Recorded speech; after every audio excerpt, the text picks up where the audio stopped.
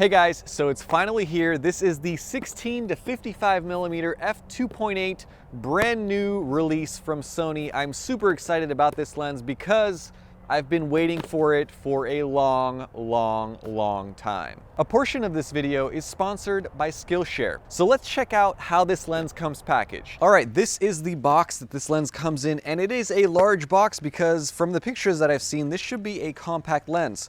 So let's open this up. Comes in a pouch and a bag. There are some user manuals here. I wish Sony did this for all of their lenses. It's nice to see a nice leather Sony branded pouch, hard at the bottom. A lens hood, Sony branded, just plastic. And there we are. Wow, that is a good looking lens, if I do say so myself. So around the front you have a Sony branded lens cap, just made out of plastic, 67 millimeter filter thread. Front of the lens, you can see that element. It looks almost flat, but it looks pretty good. I'm surprised that the opening isn't larger, this being a 2.8 lens. Electronic connections around the bottom. Obviously this lens has autofocus and is fully compatible with all of the newest Sony autofocusing technologies. So around the side of this lens, you can see E2.8 16 to 55 G. And it's a nice kind of raised, it looks very bright. It feels like it's polished around the front. So you have an autofocus and a manual focus switch on the side. And you have a programmable button or a focus hold button on the side of this lens, which is nice to have. And then around this side, just some simple Sony branding. So the zoom ring is at the bottom. That is how far this lens extends as you move it. So nice and smooth, although it does have some heft. So 16 millimeter all the way to 55. And then the focus ring is at the front. Super duper smooth, but it is electronic. It's not a manual focus ring. So I am very excited to try this lens out. This is a lens that I've been waiting for, that I've been asking for a long time. And it is about time that Sony released this thing. Here is the lens mounted on my a6400, and no, I haven't been using black nail polish. I've been helping my brother fix his car. Word to the wise, never buy a used BMW. Anyway, I have to say this lens looks great. The size is very nice for this camera body. So I have the included lens hood attached to the front. I just use that because I've been shooting out in daylight today. It looks a lot more premium than a lot of other lenses from Sony. The finishes are excellent. It feels really good in the hand. It's not overly heavy and it's not overly plasticky. I know that this lens is made from metal and plastic and rubber and glass, but it has an overall very well-built feel to it. Now with this lens, you're probably not going to be using manual focus very much. It's just an electronic manual focus, so it's very easy to the touch, but there is no play whatsoever to that manual focus ring on the front. When you spin the zoom ring on the rear, it's just really solid, really smooth. It feels high-end. In fact, it feels just as premium as the 24 to 70 G Master lens that I got to play with just about a month ago or so. Everything is just solid. The mount is not moving at all. So it's a very well-made lens from Sony, as you would expect with the higher price tag. I'm excited to show you guys some sample images, but before I do, let's talk about today's video sponsor, Skillshare. Skillshare is an online community with thousands of videos covering dozens of topics related to entrepreneurship and creative skills. Premium membership gives you unlimited access, so you can join as many of those classes as you would like to fuel your creativity, your passion, or to brush up on some of your career skills. It is a perfect place to keep yourself learning and growing. The other day, I checked out a really cool class on DIY videography. The instructor, who was a director and a cinematographer, walked through some very interesting techniques when it came to lighting and contrast ratios and how to separate your subject from a background. Again, that's just one class and one example, but I walked away with a couple of tips that I'm definitely going to incorporate in my upcoming YouTube videos. When you compare it to in-person classes and workshops, Skillshare is also extremely affordable, costing under $10 per month for the annual plan. And because they are sponsoring this video, you can sign up with the link down below in the description and get a free 2-month trial where you can check out all of the amazing classes that are offered. Let's get back to the 16 to 55 review by taking a look at some sample photos and videos using this lens on my a6400. Here we go.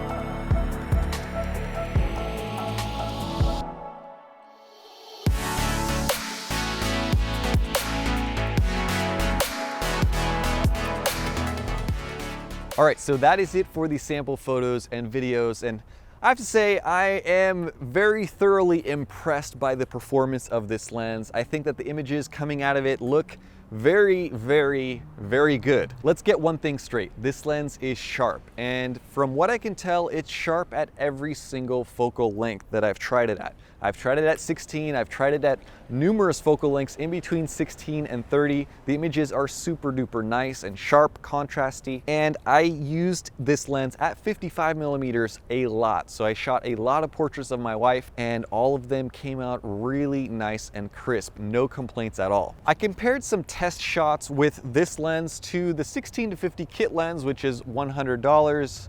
And as you would expect, this lens is significantly sharper. You can see in the side-by-side. At 16 millimeters, it's a whole lot sharper. At 30 millimeters, it's a whole lot sharper.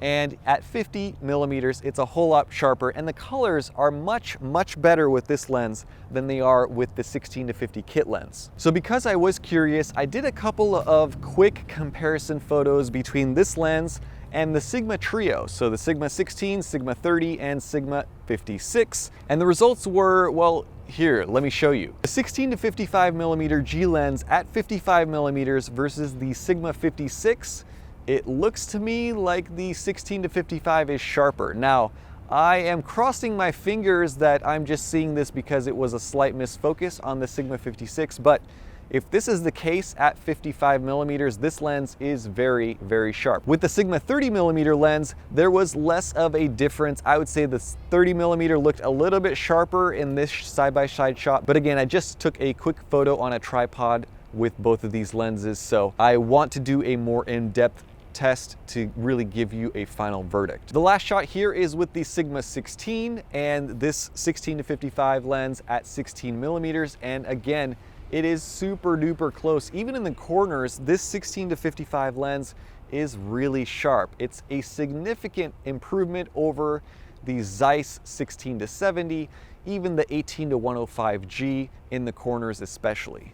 I'm gonna do two more kind of more in-depth videos comparing this 16 to 55 to the 16 to 50 kit lens, and also comparing this to the Sigma Trio, which right now are my favorite three lenses to shoot with. So I'm very curious to see if, in fact, this lens will be sharper than the Sigma 56, because if so, then I might be switching to just using one lens for everything.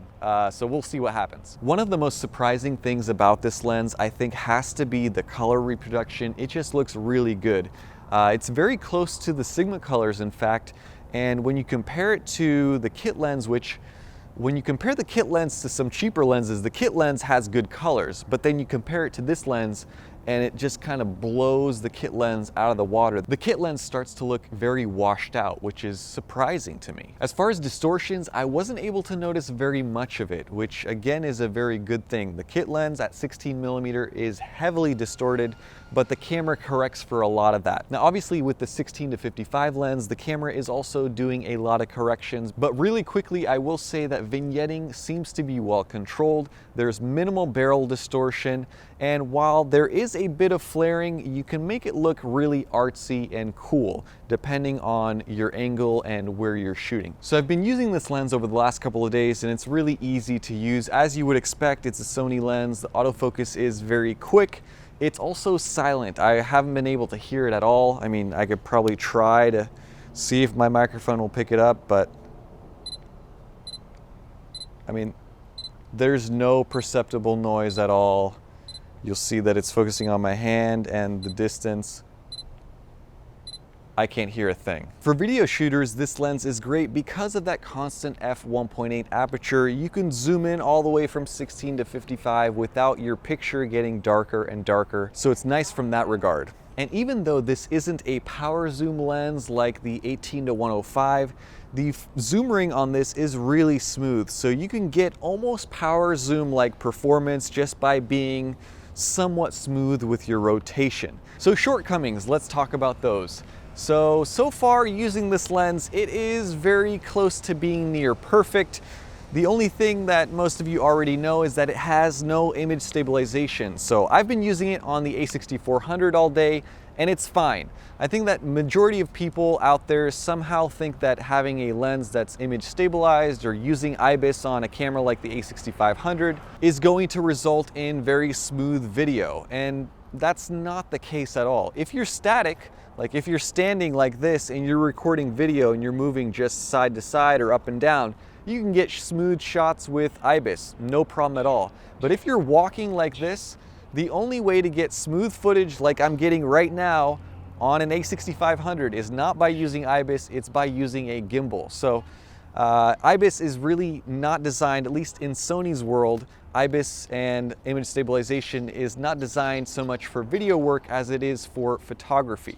And in most cases, if you're using a quick lens like this at f2.8, most of the time your shutter speed is probably going to be above 1/30, in which case the image stabilization built into a lens like this wouldn't necessarily matter. But for some people, that's going to be a bigger issue than it is for me. I personally like this lens a lot, and the fact that it doesn't have image stabilization is not much of an issue for me because I'm used to shooting with Sigma lenses, a Sigma Trio right now, Sigma 56, no stabilization there. You just have to learn to work around it and eventually it becomes a non-issue. If this was a $500, $600, $700, $800, $900 lens, everyone would go out and purchase it because from what I'm seeing from using it over the last couple of days, it is, like I said before, the lens that I have been waiting for a long, long time. It's a fast walk around lens that covers the perfect focal lengths for an APS-C censored Sony mirrorless camera. This is equivalent to 24 millimeters on the wide end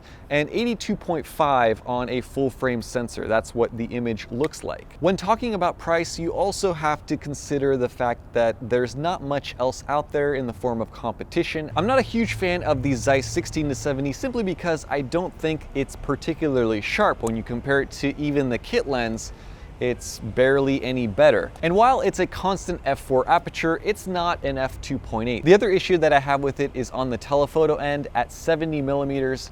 That lens just falls apart. I don't think that it is sharp at all, anywhere near 70 millimeters. So if you're using it for portraits, look elsewhere. Really, my favorite kit lens replacement up until this lens right here has been the 18-105 G, which is also a G series lens, the power zoom one. But that one is bigger and heavier, and it's not a constant f2.8 like this lens right here. So at the end of the day, I still think that this lens is better, and I also think it's significantly sharper than the 18-105. I'm not trying to justify the price of this lens. Again, I wish it was less expensive because then it would be a much easier recommendation, but I have to say for $1,400, so far what I'm seeing, the performance lives up to the price tag. So that is it for my initial review of this lens. I'm excited to continue using it over the next couple of weeks and to put out more videos about it. If you have any questions about it, please comment down below. If you are interested in purchasing your own copy of it, I will post Amazon and B&H links down below. Thank you guys so much for watching. Thanks for all of your likes, comments, and support.